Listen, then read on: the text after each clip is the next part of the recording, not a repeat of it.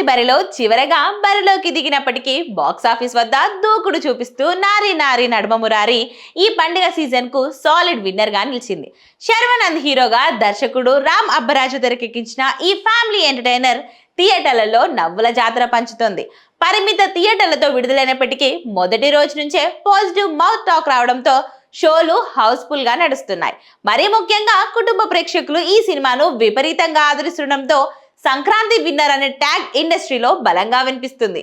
అనిల్ సుంకర, రామబ్రహ్మం సుంకర నిర్మించిన ఈ చిత్రంలో హీరోయిన్ గా సంయుక్త మీనన్, సాక్షి వైద్య నటించగా నరేష్, సంపత్ రాజ్, వెన్నెల కిషోర్, సత్య తదితరులు కీలక పాత్రలో మెప్పించారు.